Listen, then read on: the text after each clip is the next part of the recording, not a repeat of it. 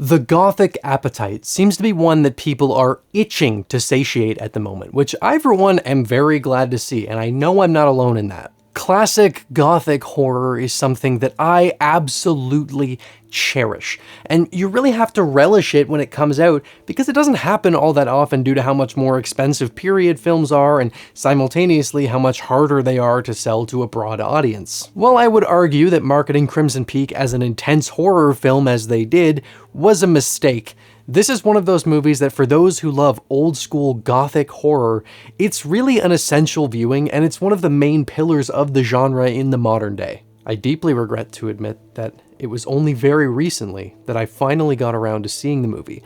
I gave it a watch as a way to build up to Del Toro's Frankenstein coming out, and then immediately uploaded a short because I was so thrilled by what I had just seen. Crimson Peak was written all the way back in 2006 after Pan's Labyrinth released, but wouldn't see the light of day for another 9 years when it finally released in 2015 due to a few other projects that took up Del Toro's attention. While I was watching this movie, there was a scene where I just couldn't stop thinking about The Innocents, a film directed by Jack Clayton, which released in 1961 and is one of my all-time favorite horror films, especially if we narrow things down to ghost stories. That would be like top 5, maybe 3. The Innocents is kind of just a perfect movie that I really need to make a video about, and I wasn't remotely surprised when I checked afterwards and saw that this movie was absolutely made with The Innocents in mind, along with other classic horror films like The Haunting and The Shining. This is a pure love letter to these kinds of grand, atmospheric, and emotionally driven horror films, and while it's definitely not perfect, I do think that if you're into Gothic horror and Crimson Peak is still a blind spot for you, it's one that you need to remedy as soon as possible. It was made clear to me very quickly as soon as I mentioned the movie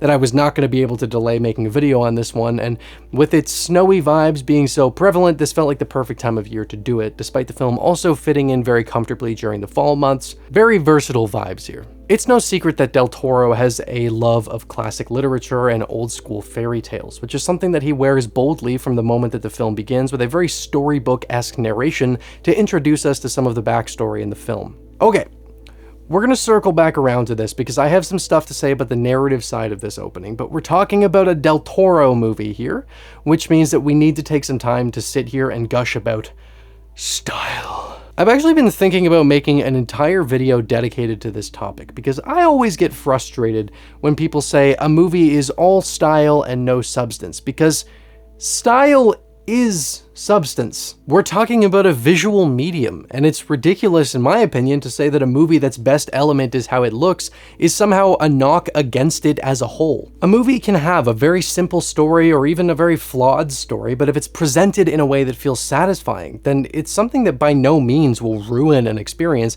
Hell, I think in a lot of ways, Crimson Peak is kind of the perfect example of why I say that style is substance, because in all honesty, I don't find this story to be a particularly interesting one on paper in many ways.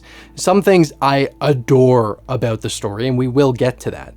But it does have a lot of problems that I'll talk about in a bit, and Crimson Peak is such a stylistic feast of this romantic Gothic aesthetic that I didn't even really notice my problems with the story until my second go around with the movie.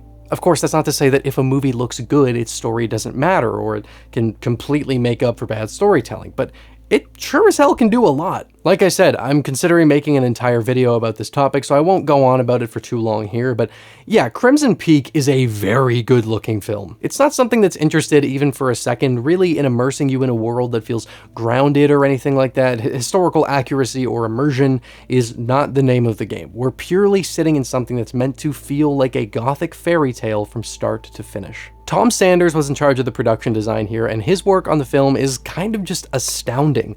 The amount of detail and care put into the textures of each location in this film is something that's hard not to find a level of awe in. There's almost never an inch of a wide shot that feels like it's lacking in tension. It's all very lush and vibrant, and Kate Hawley's costume design also being something that's almost distractingly good at times. Her work is almost always brought up in the comments when I talk about Gothic costumes in my videos, and there is a damn good reason for that.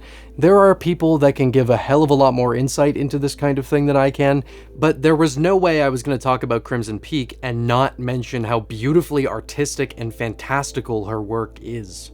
There's an elegance to Crimson Peak that's very importantly reflected in these costumes, and it's not just something that's like, oh, that's pretty. There's a ton of thought putting into making sure that these costumes are tied into the narrative and its themes. Color is very important in this movie, with a really cool through line set up early on talking about different types of ghosts, with them being tied to memories or emotions or locations and so on and so forth. And the ghosts in the movie are all color-coded in ways that reflect those ties for them. The ghosts who we see at Crimson Peak who were killed by Lucille and Thomas are red, reflecting the violent ways in which their lives came to an end, and also the dark passion at the core of the motivation behind their murders. Lucille's ghost at the end of the film is black, holding on to a sadness and emptiness in life that she was never able to escape, and being unable to move on from certain horrors, left entirely on her own in the house when all's said and done.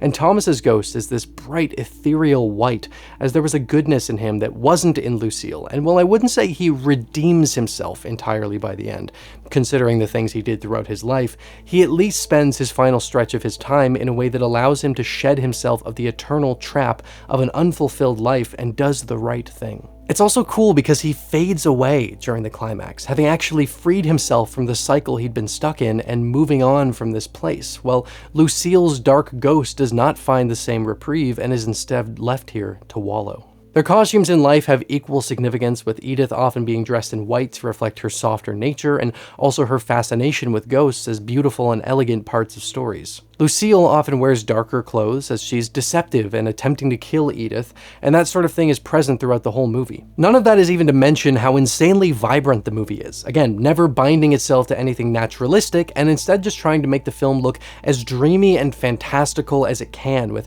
super exaggerated and saturated lights that make the movie really pop. Now, where the discussion about that side of the film gets a little trickier for me is in regards to the cinematography. Bear with me a moment, please. Dan Lowson was the director of photography on this one, and I don't think he did a bad job by any means. There are some truly gorgeous images in this movie. The reason that I have more complex feelings about the cinematography is something that I've had to really sit with for a while. I was going to have this video out in December, but it took me so long to actually figure out fully what it was that was stopping me from loving every second of the film's look and how to express that properly. So I wound up delaying the video. I finally figured out how to put it. In Crimson Peak, the most beautiful painterly images are often used solely as establishing shots and are very fleeting. We'll get these moments where I can tell that if I were to pause the movie and see a screenshot of it somewhere, I'd immediately be like, holy hell, I need to go see this movie. But then during these scenes, shots like these are actually very rare. There's a strange example of this at the end of the second act, where Edith is learning about the true intentions behind her new family, and most of it is very close and fairly traditional, but then there's this super wide shot that kind of just gets thrown in for no discernible reason other than to change up the look for a moment. With locations like these, sets like these, I just wish the movie spent more time in these sorts of images instead of using them as these sort of like throwaway shots to remind you that there's a lot of really pretty shit around. I want to stay in these moments, but the best shots in the movie wind up being very supplemental, and then they're thrown to the side once scenes actually start playing out. That's something that I find with most examples, but that's not to say there are no beautiful shots with more significance to them. Sometimes there are, but for something like seeing Lucille's ghost at the piano at the end of the movie, it would make so much more sense to me if they hung on this wide shot for that, instead of having it for a second and then punching in. We're supposed to be feeling here that she's trapped in this place that makes her miserable, so why are we not seeing the totality of that place and highlighting her loneliness and isolation with her being the only person in there? It's her and the burning fire reflecting her rage. Why are we not hanging on that? It can actually be kind of easy at times to forget how truly stunning some of the production design in the movie is, because it feels like the camera doesn't often take advantage of those sets to the extent that they could be. And this for me is something that I've had a hard time putting my finger on, but it's bothered me since the first go around. Something like that random wide shot should be a motivated moment, but it's just tossed in with a bunch of close-ups and stands out in a weird way. The thing is, this is something that's really only a problem if the movie gets close to being a visual spectacle. If the world here wasn't so goddamn gorgeous, it wouldn't be something that would even really register, but it's because the production is so stunning and there are short moments where it all comes together that the movie not committing to this through its entirety turns into a problem. It's an issue that can only be caused by certain elements being incredible. So while it's something that bothers me, it is also indicative of just how strong certain elements of the film are that I wanted way more of them. All of that being said, Crimson Peak is home to one of my favorite visual motifs I've ever seen. That being how the house's dilapidated state is used to accentuate the dreamy fairy tale feel by having the changing seasons be able to break into the house itself through a hole in the ceiling. When Edith first arrives and the leaves are falling down onto the floor, it's honestly just jaw-dropping, and as the story unveils itself and the cold underbelly of this whole thing is revealed, the snow falling through the house serves a similar purpose but with a different feel this time around. It's absolutely gorgeous, and I thank Del Toro every morning for incorporating this into the film. It's part of my morning routine. To get my other issues out of the way, as an example, while I love this introduction from a stylistic and atmospheric standpoint, it's very tacked on and is indicative of the main issue that I have with this film, which, to be fair, isn't isolated to just Crimson Peak. It's something that I find is a problem for me in a lot of Del Toro's work. The stories that he tells themselves are really great and fit in so perfectly, but where I tend to run into issues is the way he actually goes about telling those stories, which tends to be kind of surface level and direct with a lot of unnatural exposition, and at times underdeveloped or tacked on plot points that are largely only there to have a simple way of getting some of the narrative across. Now, there's nothing inherently wrong with this, and I'm not saying that this narrative for the introduction is a problem, but it's mostly in regards to the fact that this sequence is largely here to allow the ghost of Edith's mother to warn her of a place called Crimson Peak. I don't mind this, and I like how it sets up why she becomes so fascinated with ghosts when she gets older, but this whole plot point of her mother coming to her as a ghost in the night really doesn't play any part in the film beyond this and can be entirely forgotten after it ends, especially since it's extremely obvious from the second that we learn about the house, which is above a clay mine. We know that this is Crimson Peak well before the movie plays the reveal like it's a big revelation. It's also weird to me that her mother was able to return and warn her about this, but instead of just using the actual name of the place, she used the colloquial name of Crimson Peak.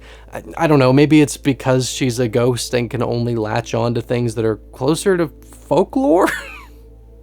That's a fucking stretch. I would have liked to see this come back around in at least a somewhat significant way, but it's just here as a sort of tacked on moment at the start and then doesn't play into anything later on, aside from having that oh shit moment later. I'll definitely be talking more about this kind of thing, but I just wanted to mention that the opening scene does have a great feel to it, but it's one that shares problems which will persist throughout the whole thing. A lot of the story in this film is spelled out in sequences that feel like shallow and overly expository, with the worst offender of this being right at the end when Alan comes to save Edith and confronts Lucille and Thomas with all of the information he's gathered about what they're doing. As for Lucille, at 14, her story is less clear. I really don't like this kind of thing. This is the sort of scene where if it were in another movie and wasn't surrounded by gorgeous artwork, it would just piss me the hell off. And in a sense, it still does here. Again, because there's so much good, it makes things like this stand out a lot more in a way that I find really unflattering. There are much better ways to get backstory and information like this across without having a bunch of people stand in a circle and plainly spit it out. Film is a medium that enables very creative ways to tell stories, and while there are movies that do lean in a more literary direction that I love, with something like this, I personally want delivery mechanisms that are much less cut and dry, because this just winds up cheapening the experience. That sort of really heavy-handed storytelling is something that you'll find a fair bit in this movie, and it's probably my biggest issue with Crimson Peak as a whole.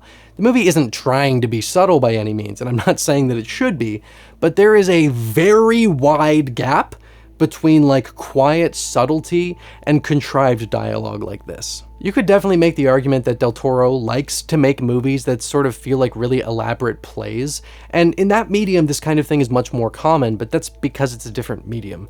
We have other options here, and I just wish the movie had made use of those a little more, because this kind of thing makes it feel shallow. Now, Where the movie certainly isn't shallow, and I thought actually set up a really interesting dynamic without spelling it out too much, was the relationship between Lucille and Thomas. This is the best part of the movie. They're siblings, but they're also more than that. It's such a fucked up roller coaster we go on here, where at the start we think they're siblings, and then it starts to seem like they're actually lovers pretending to be siblings to lure rich women into their lives and sign themselves over so that they can be killed and the Sharps can inherit the wealth. And then we learn that actually both of those things are true, except for the part of them pretending. That part of their dynamic is certainly one of the things that they spell out very clearly, but what I really enjoy is the more subtle side of this that we can only really glean through certain behaviors and small hints. We learn that their mother could be a pretty cruel woman, and that Lucille would apparently protect Thomas from her onslaughts, and through their traumatic childhoods, they wound up in a pretty twisted relationship. I absolutely adore how they handle Thomas's character in particular here, as he's clearly gone through with this scheme a number of times in the past and is absolutely responsible for many deplorable acts, but you can also feel as the movie goes on that there's a level of pressure and forcefulness being placed upon him by Lucille, who's weaponizing the fact that she protected him when they were kids as a way to keep him on board with things and do as she says. She's very clearly the one in control of what happens here, but from the early moments of the film, we can feel that this time around, Thomas is not going along with what she wants nearly as much. It's likely been a long-running thing that Thomas has not been pleased with what they do, but because of his traumatic childhood and Lucille being the only person he was ever exposed to who looked out for him, there's this trauma response where he can't help but do what she says, likely out of some ingrained fear of what his life would look like without her protection, as it's all he's ever known. Lucille had planned for Thomas to court another woman here, but he instead gravitated towards Edith, likely following a different part of himself that yearned for an actual connection and was genuinely drawn to her. It's a really interesting and complex point for him to be at, because he knows that whomever he pursues here is essentially up on the chopping block, but as he's aged and been exposed to the world more, he's begun to hope that he can escape this vicious cycle that Lucille has kept him trapped in, and while he likely didn't have a plan in mind for what he would do here and wasn't really thinking ahead, that part of himself took over. Not the part that Lucille had crafted, but the one that was growing all on its own through the years. Thomas wants to break free, and Edith is the thing that's going to help guide him out of that cage of weaponized security. Now this of course paints Lucille in a really manipulative, controlling, and pretty awful light, but the thing that makes it even more interesting is that while she is clearly made out to be the villain of the film and is doing evil shit, at the end of the day, the primary thing that's felt here is just how tragic the whole thing is. With an abusive mother, Thomas isn't the only one who suffered from that, especially since, at least from what we're told, Lucille would often step up and try to protect him, so she was also deeply traumatized by their upbringing. She's not just an evil character for the sake of being evil, she's someone who was so utterly broken by a horrible childhood that she was only ever exposed to darkness and aggression and latched on to her younger brother as that one point of safety in her life, both through the lens of him not wanting to hurt her, but also likely because when she was young and she felt like very little was in her control, she realized that she could have control over Thomas and leveraged what she'd done for him. She'd always have that person around and would never have to be alone or left in the dark. They trauma bonded, and while Thomas never broke free because he never learned to function without Lucille, Lucille could never allow it to happen because she's terrified of a life where she has control over absolutely nothing and loses that one connection that she does have. It's a very twisted and tragic backstory that I think is kind of brilliant, and the way that it's portrayed is exactly how I would have liked to see more of this story handled. We get these ideas through Thomas's choosing of Edith over the woman that Lucille had wanted, his prevention of Edith's poisoning and his eventual fighting back, and we get Lucille's side of this through the complete terror in her eyes when Thomas burns the contract that Edith signs at the end. Not only because that means that she's just lost the inheritance she planned on stealing, but largely because this signifies that Thomas is not under her thumb anymore, and she's losing the one thing that ever felt comfortable. Her immediate reaction is one she puts no thought into, charging at him and stabbing him in a moment of trying to fruitlessly regain that control without any consideration of what would follow this, and she instantly starts to panic when she realizes what she just did. There's a really deep sadness brought through this sort of naive, childlike behavior that both of them show throughout the film, where it feels like they were both stunted by what happened when they were younger and have just been stumbling through trying to figure shit out and were never able to properly do so because they're so broken. Honestly, while I was enjoying Crimson Peak the whole time, it was this scene that fully sold me on the movie. It's an extremely powerful and nuanced sequence that I feel like is closed off in a way that could not be more representative of the twisted tragedy at play here, where Thomas being stabbed in the face leaves his final moment with a singular blood teardrop running from his eye, which is honestly one of my favorite visuals in any Gothic film. It's perfect. You lied to me! I did. You poisoned me! You told me you loved me! I do. I guess I should talk about the main character of the movie at some point as well. Edith is an aspiring author who falls in love with Thomas, resulting in Lucille murdering her father to put Edith in control of the estate and luring her into marrying Thomas. Edith is someone who, due to her experience with the ghost of her mother when she was a kid, has become fascinated by the idea of ghosts throughout her life and how they can reflect human experience from a metaphorical standpoint. Edith herself really isn't a particularly fleshed out character.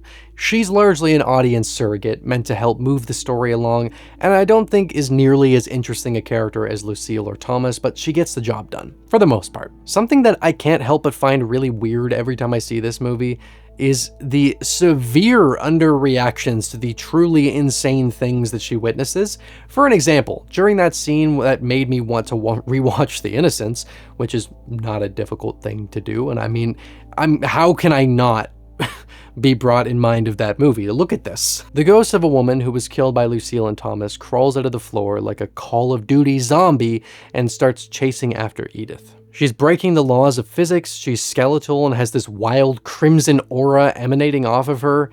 And here's how Edith describes her. There was such hatred in her eyes. There may have been one or two other characteristics that I myself would have described before, she looked cranky, but Edith's the writer. I'm not a writer. What the hell do I know? The looks on her face, the way she behaves when something like this is going on, do not feel remotely appropriate for what's actually happening. And that, along with her not being a very fleshed out character as an individual, is something that I find can make her a little hard to get invested in at times. She's just a fairly cookie cutter horror protagonist in many ways. I suppose that brings us to the ending, which is pretty goddamn cool for the most part, again, after we get through all the heavy-handed exposition. The fight between Edith and Lucille is sick, and I won't deny that a very large part of why I like this scene is because Lucille reminds me of those freaky bitches from Hemwick, Charnel Lane, and Bloodborne. It also has some Silent Hill vibes thanks to the aesthetic, which, once again, I have to emphasize, is absolutely incredible here. They also did a very good job of making the violence feel heavy and brutal. It's really gnarly. What really makes the ending, though, isn't the catharsis of seeing Lucille get taken down. Granted, there's still a tragedy to it because of that whole backstory, but it's Thomas coming back as a ghost, serving as such a stark contrast to the ones we've seen elsewhere in the film.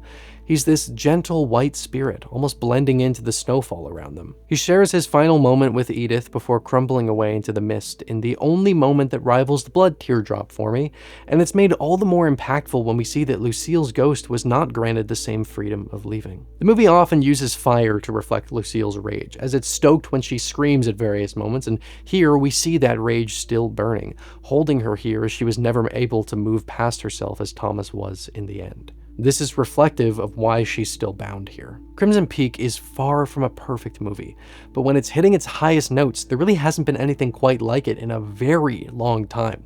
It's a deeply tragic yet romantic ghost story with a gorgeous look to it, and while I definitely have a lot of problems with how its narrative was handled, the stuff that I love is so strong that I'm absolutely willing to put up with the stuff that I don't so I can still experience those moments. Thomas is easily the highlight of the film, in my opinion, and if aesthetic alone is enough for you to get hooked, then I think there are few contemporary films that can match what Crimson Peak has to offer. Thanks for watching through to the end. I hope you enjoyed the video enough that you want to see more, and if that's the case, consider subscribing and hitting the notification bell because YouTube can sometimes suck at recommending channels. A huge thank you to my wonderful Patreon supporters and YouTube channel members who are a massive help in allowing me to continue committing as much time as I can to making these videos. If you want to gain access to things like behind the scenes material or gain early access to my videos, consider supporting me on either platform. As always, thank you for stopping by Rocklin Graves. I hope you've enjoyed your stay.